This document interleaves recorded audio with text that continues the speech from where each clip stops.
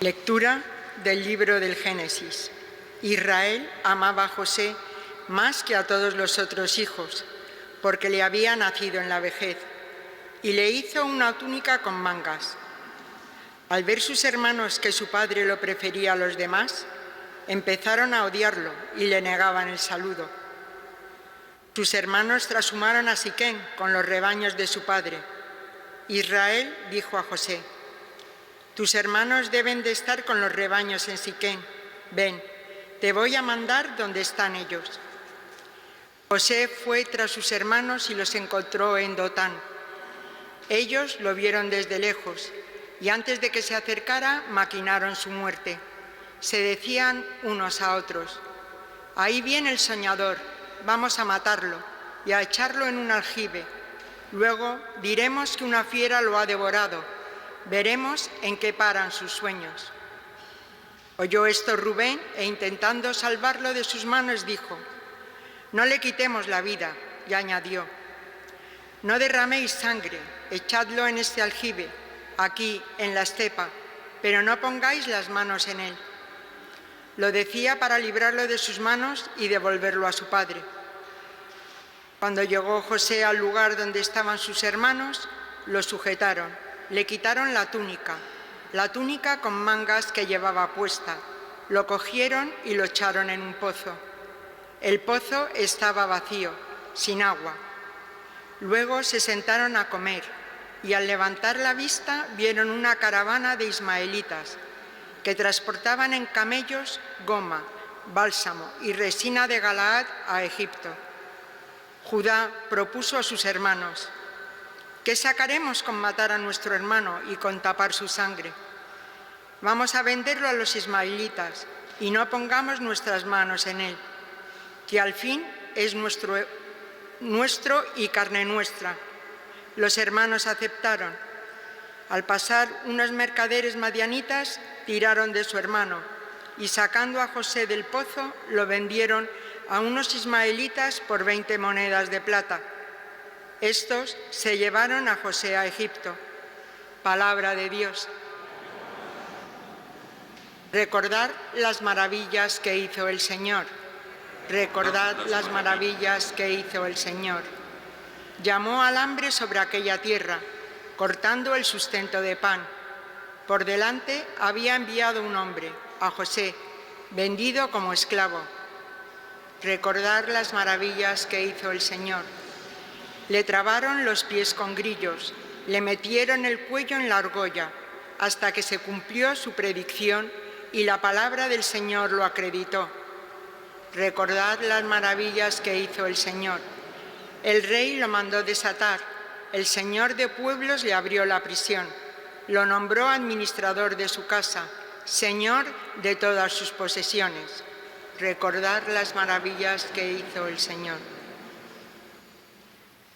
Gloria a ti, Señor Jesús. Gloria a ti, Señor Jesús. Tanto amó Dios al mundo que entregó a su unigénito. Todo el que cree en él tiene vida eterna. Gloria a ti, Señor Jesús.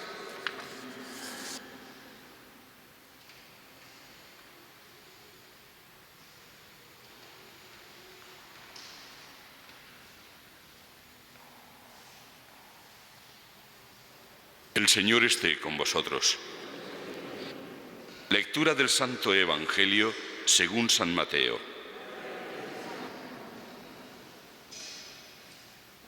En aquel tiempo dijo Jesús a los sumos sacerdotes y a los ancianos del pueblo: «Escuchad otra parábola. Había un propietario que plantó una viña, la rodeó con una cerca, cavó en ella un lagar, construyó una torre, la arrendó a unos labradores y se marchó lejos. Llegado el tiempo de los frutos, envió sus criados a los labradores para percibir los frutos que le correspondían.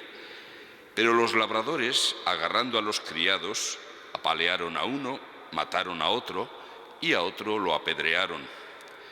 Envió de nuevo otros criados más que la primera vez e hicieron con ellos lo mismo. Por último, les mandó a su hijo diciéndose: tendrán respeto a mi hijo. Pero los labradores, al ver al hijo, se dijeron: este es el heredero, venid, lo matamos y nos quedamos con su herencia. Y agarrándolo lo sacaron fuera de la viña y lo mataron. Cuando vuelva el dueño de la viña, ¿qué hará con aquellos labradores? Le contestan: hará morir de mala muerte a esos malvados y arrendará la viña a otros labradores que le entreguen los frutos a su tiempo. Y Jesús les dice: ¿no habéis leído nunca en la Escritura: la piedra que desecharon los arquitectos es ahora la piedra angular? ¿Es el Señor quien lo ha hecho? ¿Ha sido un milagro patente? Por eso os digo que se os quitará a vosotros el reino de Dios y se dará a un pueblo que produzca sus frutos. Los sumos sacerdotes y los fariseos, al oír sus parábolas, comprendieron que hablaba de ellos, y aunque intentaban echarle mano, temieron a la gente que lo tenía por profeta. Palabra del Señor.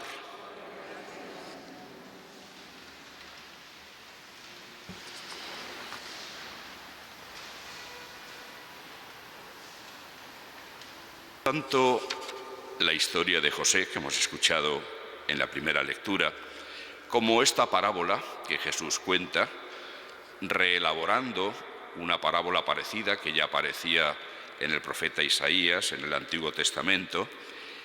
Digo, el tema que plantean ambas lecturas es el que Santa Teresa de Jesús resumió admirablemente en una sola frase: Dios sabe escribir derecho con líneas torcidas.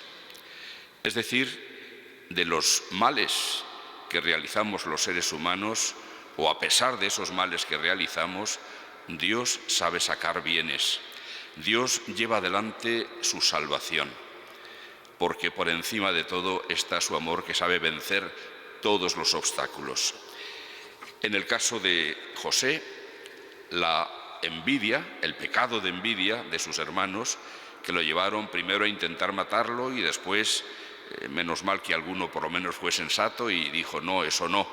Lo vendieron como esclavo a aquellos madianitas, lo llevan a Egipto y en el Salmo que hemos recitado después hemos recordado el final de la historia.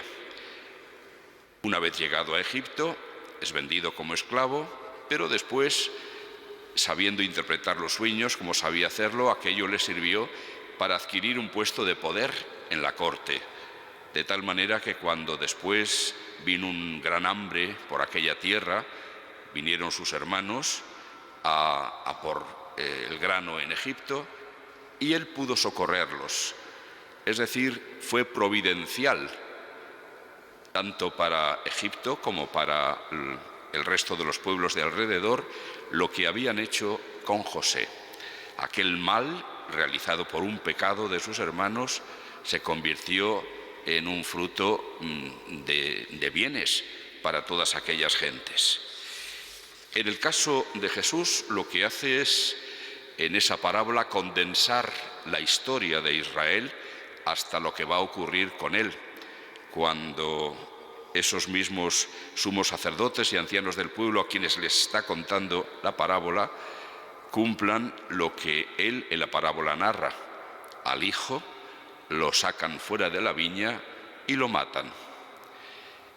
Ellos en aquel momento no se dan cuenta de que está hablando de ellos, solamente cuando Jesús les anuncia que por su pecado a ellos se les va a quitar el reino de Dios para darlo a un pueblo que produzca sus frutos, se indignan porque se dan cuenta de que está hablando de ellos. Lo normal hubiera sido que ante esas palabras de Jesús hubieran reflexionado y se hubieran dicho: ¿tendrá razón? ¿Necesitaremos convertirnos? ¿Necesitaremos cambiar de actitud? Pero no. Surge siempre ese instintivo movimiento en el interior nuestro, de nuestro ser humano, por el que se autodeclaran inmediatamente inocentes y el culpable es Jesús. Ellos, ¿cómo iban a hacer algo malo? Ni hablar. No se examinan, no miran a ver si ellos tendrían que convertirse.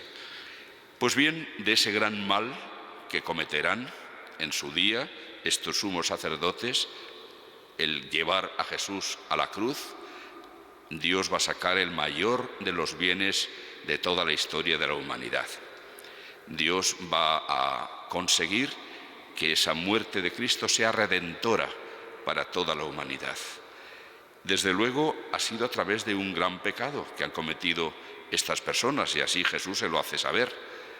Pero a pesar o a través de ese pecado, el Señor consigue la vida para toda la humanidad, incluidos esos que matan a Jesús, si es que en su momento supieron arrepentirse y pedir perdón. Para nosotros es una gran lección.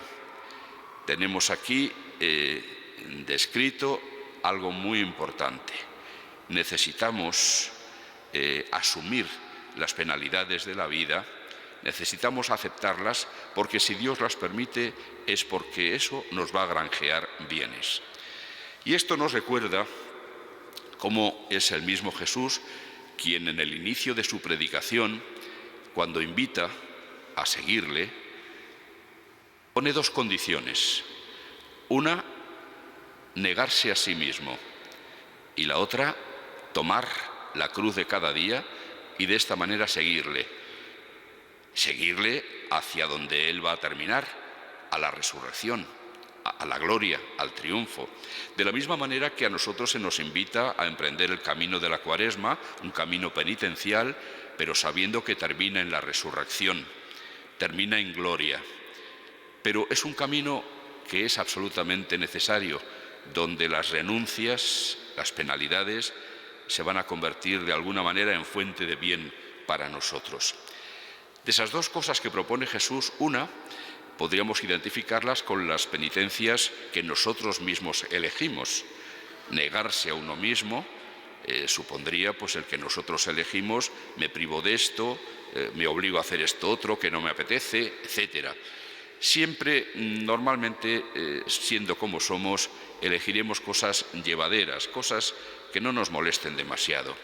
Por eso, la otra penitencia que supone aceptar y sobrellevar la cruz de cada día, esa suele tener más mérito ante Dios, porque supone el aceptar algo que nosotros no buscamos, que nos viene impuesto por la vida, por las circunstancias y permitido por el mismo Dios. Son esas cosas que, al no estar previstas por nosotros, suponen un contratiempo mayor, nos molestan más. Por eso, cuando las aceptamos como Cristo acepta de la voluntad del Padre la cruz, es un gran mérito.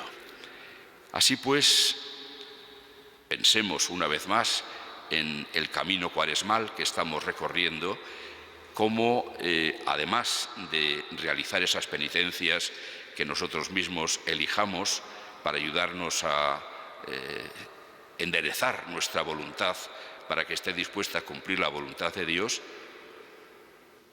nos esforcemos en aceptar cada día esa cruz, ese dolor, puede ser físico, puede ser fracasos, pueden ser mil cosas que nos hacen sufrir. Pensemos en no rebelarnos contra ello, sino al revés, abrazarlo y pensar: Dios me está amando a través de esto que me está sucediendo, y Dios me quiere conducir a un camino de purificación y de mayor gloria en mi vida. De esta manera todo tendrá sentido, todo lo descubriremos como una auténtica gracia de Dios.